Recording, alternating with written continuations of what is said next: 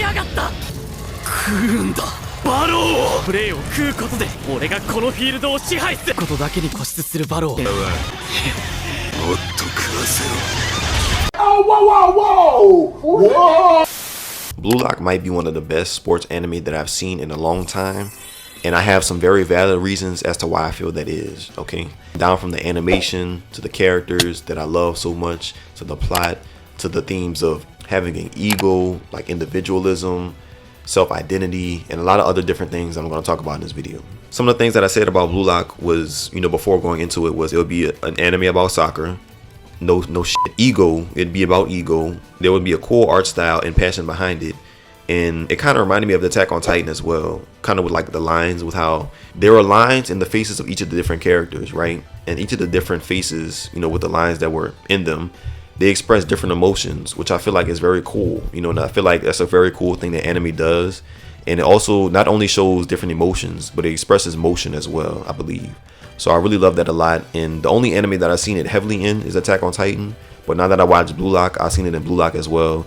Blue Lock, Attack on Titan, beautiful. I love both of those shows. Blue Lock might actually be in my top 10 as well after watching it, but that's to be determined. That I'm not gonna spoil that yet. So hold your tits, hold your soccer balls, bro. I'm not, just chill on that. Like everything that they tried to talk about, they did in a very great, thorough, consistent way. They use different analogies, different things like that.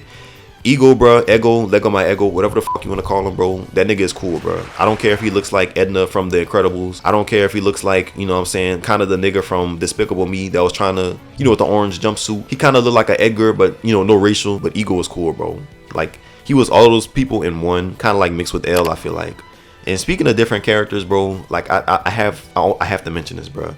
My intrusive thoughts, they took over, bro. Like fucking Kurama and Naruto. Like, they took over, bro. And I had to say this. This nigga is Kurama from Yu Yu Hakusho. This nigga is Ichigo. He's Eren, pre-time skip. This nigga is Eren, post-nut clarity, post-time skip. He looks like he should be in Persona 5. This is Ken Kaneki. This is Kenpachi. In an alternate type of way, in an alternate version. That's Kenpachi. This is Deku, but even more of a bitch. And I don't mean this in a disrespectful type of way, but it's just like, I saw like a lot of similarities from a lot of different other characters in anime that I felt like I've seen before, but I'm not mad. Look, I don't want y'all to get the impression that I'm mad at that, or I think that, oh, he ripped off Ichigo. Like, no, bro, it's not like that. It's not like that at all. It's like Blue Lock is so different to me because with the whole idea of having an ego, the whole idea of self-importance, self-identity, I'm not gonna say surpassing your limits, but like how there's like sort of a curiosity factor in Blue Lock, and the curiosity factor, it involves, unknown, unlocked potential within oneself, and that plays into the idea of the ego and self-perception as well. Say for example, you have a hobby, right? You like to play the guitar, and you practice the guitar every day for, I don't know, an hour a day for like a month, or for like 2 months, 3 months, whatever. Say if you hadn't done that, then you would never have seen the potential that you would have if you did do that. And that might sound kind of dumb, but if you really think about it, it's important because you can apply that to so many different things of your own personal life, and it'll make sense. That plays into your own personal development and your own personal growth as a person. And that feeds into the idea of, oh, look, I can really do this. I'm really doing this shit, and that all just accentuates that. It all just pushes it forward, and it makes it real. It makes it become reality. You doing something that you didn't know that you could do. Curiosity. I wonder if I could do this. And then you actually do it. That all stems from the idea of you doing it. It's kind of like a manifestation type of thing, and that's also why I like Blue Lock too.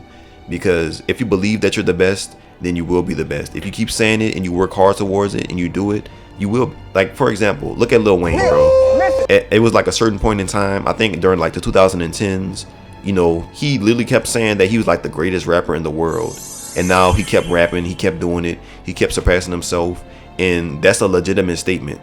There are actually people that can say with their whole chest, me included, that Lil Wayne is one of the greatest rappers in the world. And that's kind of, in a certain way, that is ego.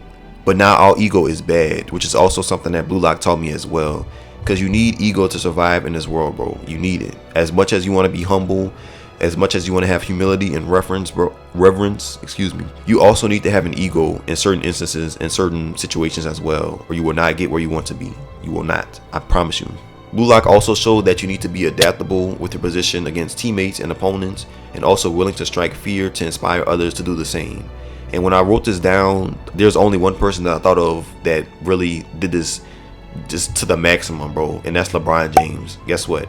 Isagi, that nigga is LeBron James, bro. I'm gonna put up the split screen, you know what I'm saying? They're one and the same person, bro.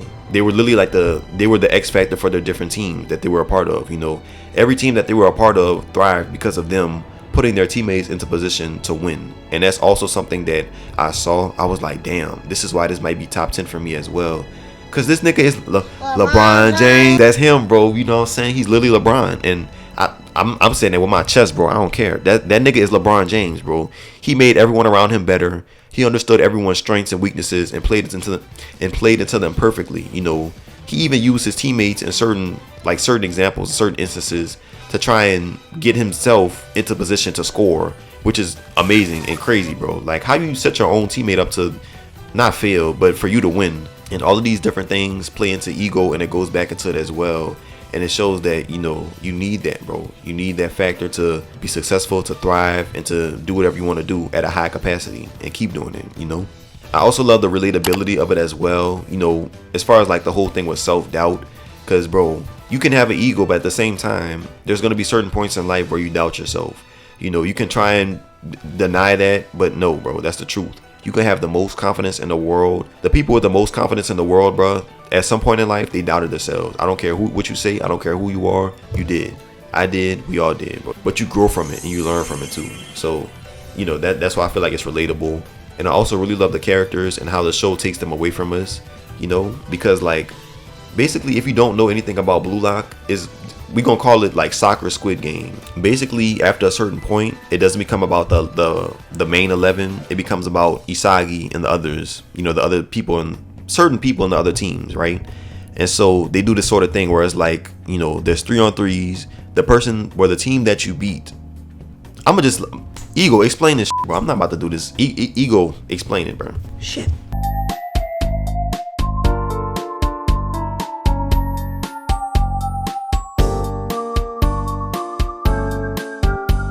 And so with that, you know, we get to see who's really like the main focus, the main characters of the show. And sometimes it's Isagi, and sometimes it's Bashira, sometimes it's Chigiri, however you want to say his name. Sometimes it's Kunigami, you know. But I also love how it's not just one person. It's like split up, you know. And I think throughout all of the characters, you know, in the show they have their own shine, their own moment.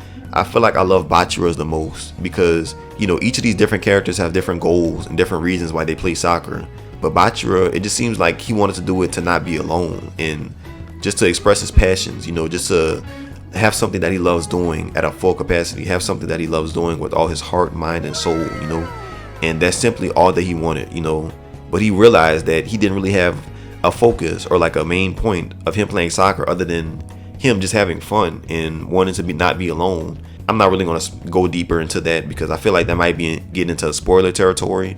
It's probably not, but I'm just, you know, I'm not gonna, you know. Also, bro, they said devour a lot in this show, bro. I know Blue Lock, bro, BL, that's the initials, but I'm pretty sure this is not a BL anime, bro. All these dudes kept saying, oh, I'm gonna devour him. I have to devour him. And they had like the little circle shit up in their eyes, bro. That's when I was like, oh, whoa, hold on, bro. There's like billions of words in the dictionary, bro, in the thesaurus. And you kept saying devour. Like, bro, you could have said, you could have said, oh, I'll beat him. But like, that's not, you know, that was an interesting choice of words that they chose and kept choosing to use with devour. Kind of crazy, but it is what it is. And I also love how in Blue Lock they showed you that you have to beat the best to be the best, you know, and you only have to associate with those, you know, in a higher position than you to get where you want to be or higher.